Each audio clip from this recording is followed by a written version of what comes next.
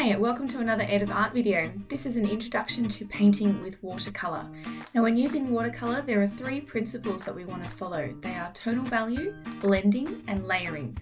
And when using these principles, there are two techniques we're going to look at. They are wet on dry and wet on wet.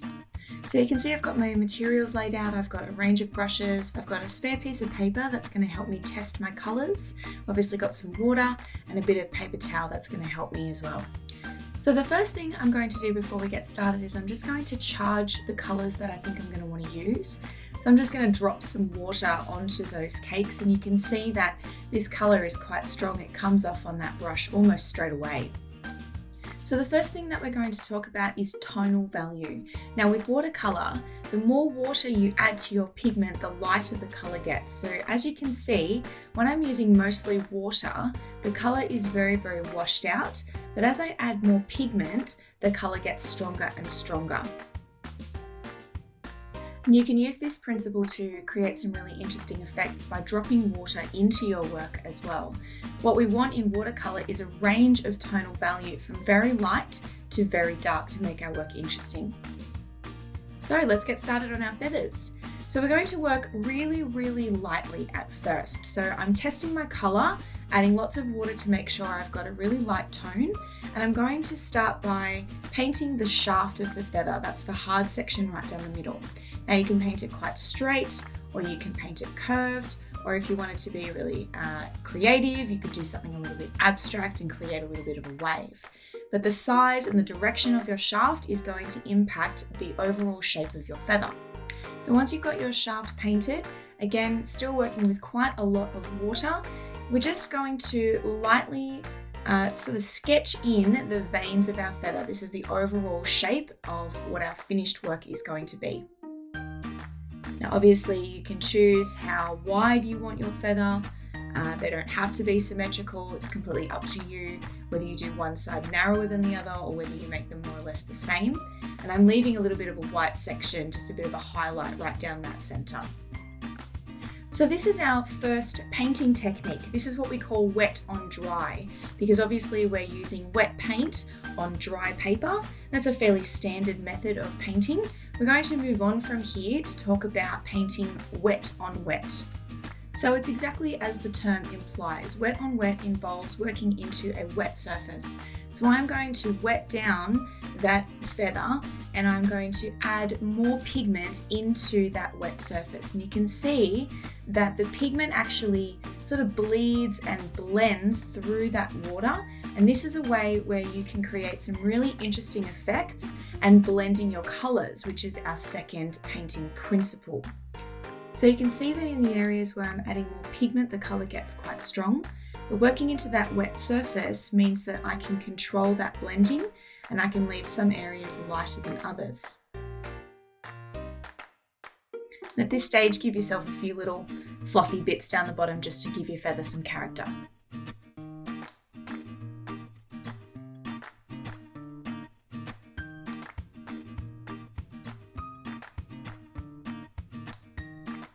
So we've talked about working wet on dry.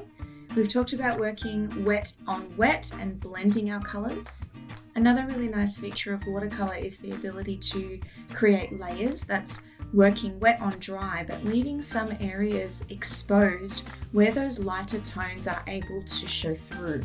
So as I'm working on this last one, you can see that I'm adding areas of darker pigment, but I'm not doing it everywhere. I'm allowing that first layer of really light tone just to sit next to that darker shade.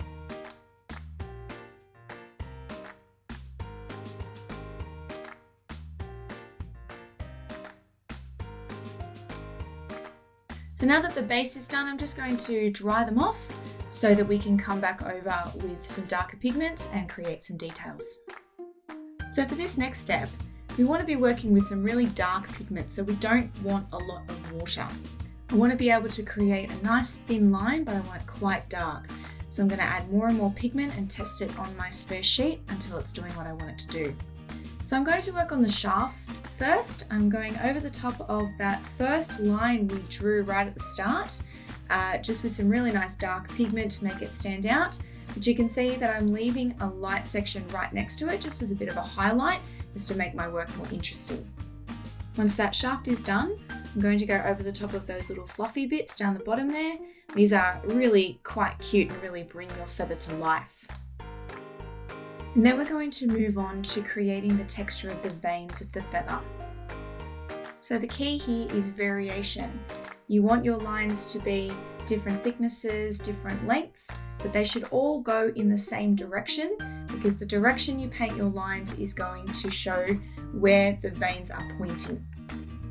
Now you also want to remember our first principle of tonal value throughout this process. So some of your vein lines might be really dark and some of them might be really light.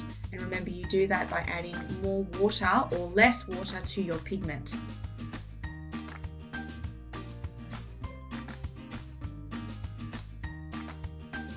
Now don't forget, the way that you move your brush also has an impact on the way that your work looks. So as I go on to this second feather, I'm being a little bit looser.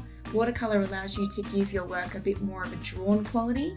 So I'm just going to leave this one a little bit messier and less refined in the way that I'm applying my lines.